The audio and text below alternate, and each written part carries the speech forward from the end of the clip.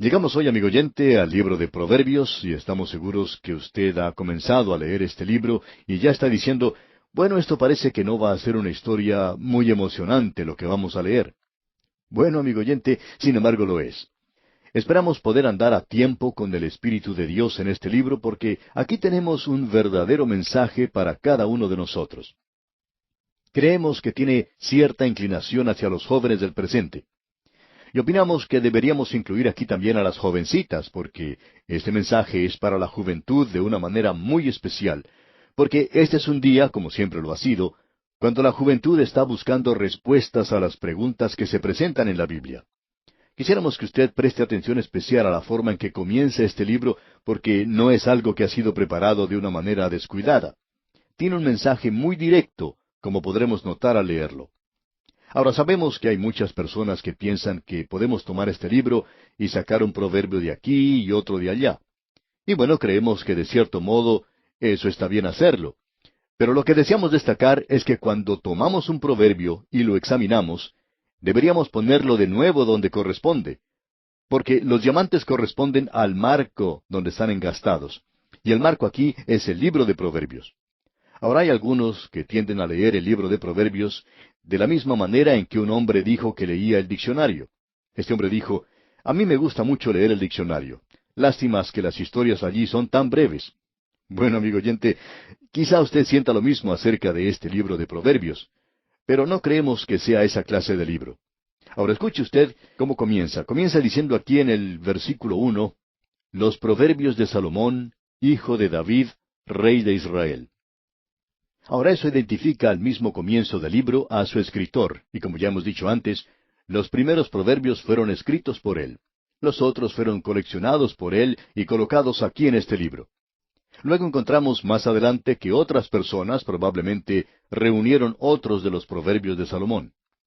Se nos ha dicho que él escribió mucho más de lo que tenemos aquí. Echemos ahora una mirada a esta primera sección que tenemos ante nosotros porque en los primeros 9 capítulos encontramos un contraste entre la sabiduría y la necedad. Podemos ver en el primer capítulo al muchacho en su hogar. Está comenzando su vida. Al comenzar en la vida recibe este consejo, esta instrucción de parte de Dios. Notemos lo que dice aquí. El propósito es el conocer la sabiduría y la instrucción. Leamos los versículos 2 hasta el 4. Para entender sabiduría y doctrina, para conocer razones prudentes, para recibir el consejo de prudencia, justicia, juicio y equidad, para dar sagacidad a los simples y a los jóvenes inteligencia y cordura. Debemos tener cuidado de no pasar sobre esto muy rápido, sobre esta sección, porque son 10 palabras las que se han utilizado que parecerían ser sinónimos. Y por supuesto que existe cierta relación entre ellas, pero debemos notar que no son las mismas palabras. Nos gustaría tomar cada una de estas palabras y ponerlas bajo el microscopio para poder observarlas. Vamos a descubrir que ellas no son simplemente sinónimos y que no son presentadas ante nosotros en un montón allí para darnos un comienzo impresionante. Cada palabra de Dios es pura, se nos dice, así es que observemos cada una de ellas. Se nos dice en primer lugar, para entender sabiduría. Ahora, ¿qué es lo que quiere decir con sabiduría? Bueno, como ya hemos dicho una y otra vez, la sabiduría en las Sagradas Escrituras, y esta palabra en particular aquí, quiere decir la habilidad de utilizar el conocimiento correctamente. Se repite en este libro de Proverbios unas 37 veces, y quiere decir el usar el conocimiento acertadamente. Eso es sabiduría. Hay muchas personas en el día de hoy, muchas personas que son una eminencia, que tienen conocimientos, pero que parece que no tienen sabiduría. Ellos parece que no pueden utilizarla adecuadamente. Permítanos agregar algo aquí. La sabiduría en el Antiguo Testamento, para el creyente de hoy, quiere decir Jesucristo.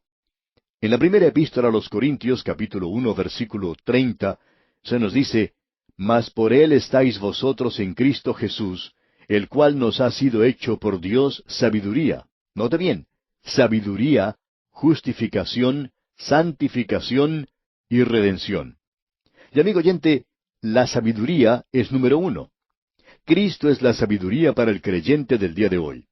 Necesitamos conocer la sabiduría, tener la sabiduría, Y el conocer la sabiduría es conocer a Jesucristo.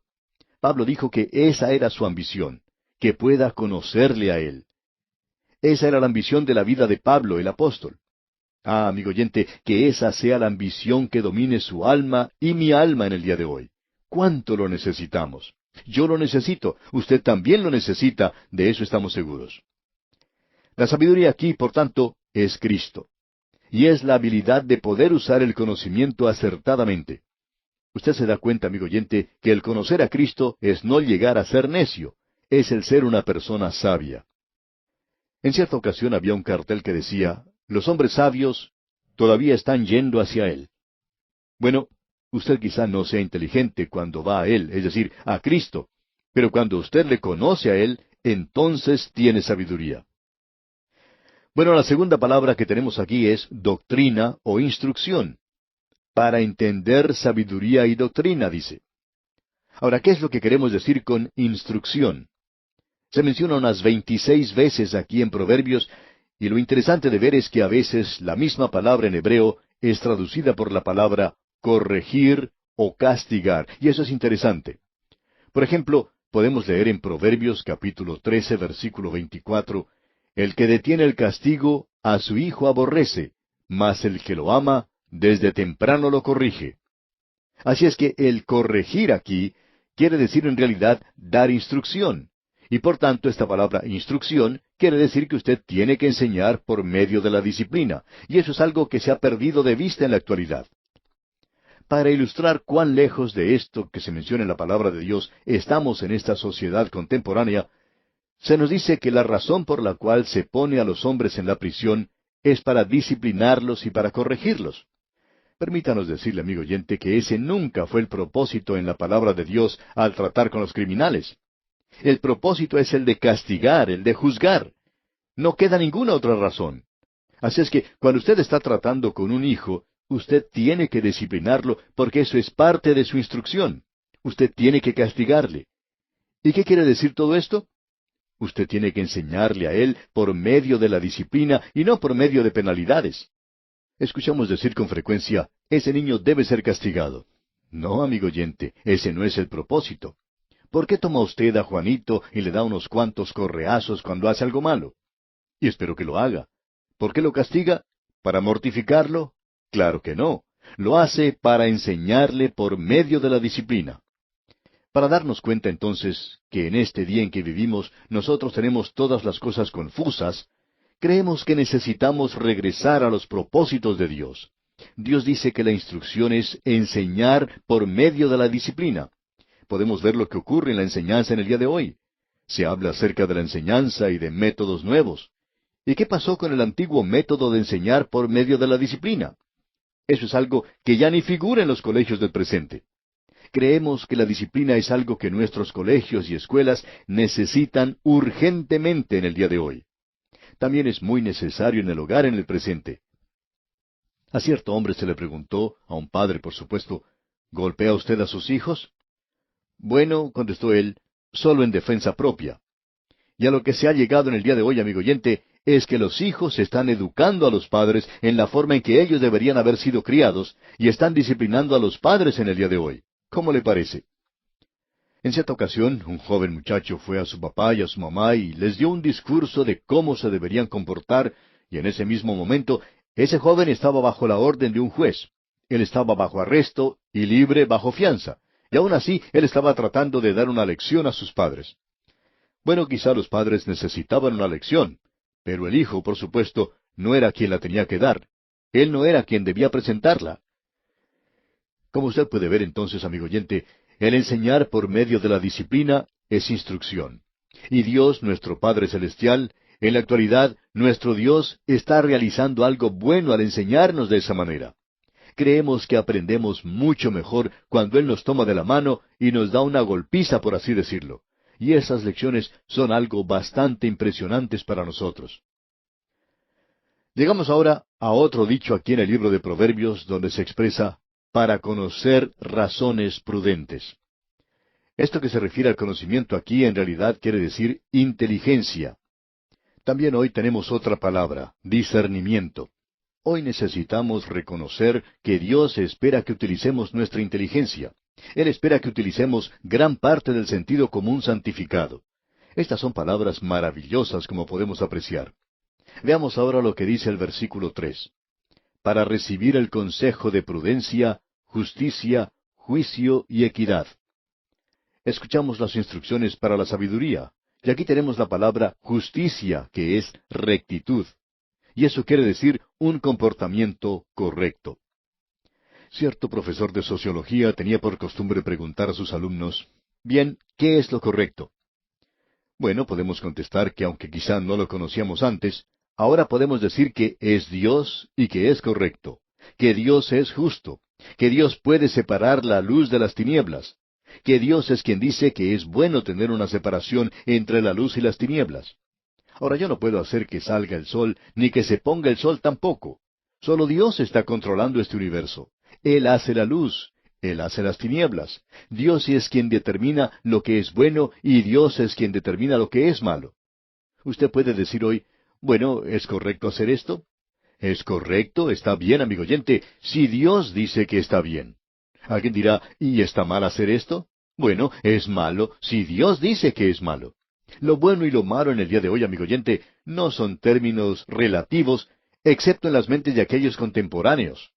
Ahora diríamos que el hombre típico, ordinario o contemporáneo cree que el bien y el mal están en partes iguales o proporcionales. Y esa es una de las razones por la cual hay tanta deshonestidad, la gran inmoralidad del día de hoy. Porque dicen que el bien y el mal son términos relativos. Y Dios dice que eso no es así, amigo oyente. Él dice que son como la luz y las tinieblas. Ah, estas son palabras maravillosas. Luego dice justicia y juicio. Esa palabra juicio quiere decir que usted y yo tenemos que juzgar. Creemos que es lo mismo como hacer una decisión. Hoy el creyente puede llegar a una encrucijada. Y el apóstol Pablo, en su epístola a los Filipenses, dice que nosotros debemos probar las cosas que son diferentes. Algunas veces uno puede llegar a lugares donde tiene que hacer una decisión en cuanto a cuál camino seguir y hacia dónde va. ¿Va en esta dirección o en aquella? Muchas veces tenemos que hacer decisiones en nuestra vida como hijos de Dios. Tenemos que consultar con Dios para tomar la decisión correcta. Y estamos seguros que el Señor nos va a dirigir de tal manera que no tengamos dudas en lo que tenemos que elegir. Llegamos luego aquí a otra expresión donde dice, y equidad. Y esto se refiere al principio más que a la conducta. No pensamos que el Hijo de Dios tenga que estar bajo ciertas reglas. Creemos que está bajo ciertos grandes principios en el presente, y que estos principios deberían guiarnos. Por ejemplo, cuando estábamos estudiando la epístola del apóstol Pablo a los Romanos, usted recordará que dijimos que allí se mencionaba tres grandes principios, que nosotros deberíamos tener entusiasmo por lo que tenemos que hacer. Y amigo oyente, permítanos decirle que hay demasiada conducta cristiana en el día de hoy que se lleva a cabo como si uno estuviera pisando cáscaras de huevo. Ahora no sabemos si deberíamos hacer esto o no, pero amigo oyente, permítanos decirle lo siguiente, no interesa lo que sea. Este es un principio. Si usted no puede dedicarse a eso de una forma entusiasta, entonces no debería hacerlo. El Hijo de Dios debería hacer estas cosas con comodidad, amigo oyente. Cualquier cosa que hagamos, debemos hacerla con entusiasmo, y deberíamos estar convencidos plenamente, como dice el apóstol Pablo. También se nos dice que después que hemos hecho algo, no deberíamos tener un remordimiento de conciencia. Bienaventurado el que no se condena a sí mismo en lo que aprueba, se nos dice allá en Romanos 14:22.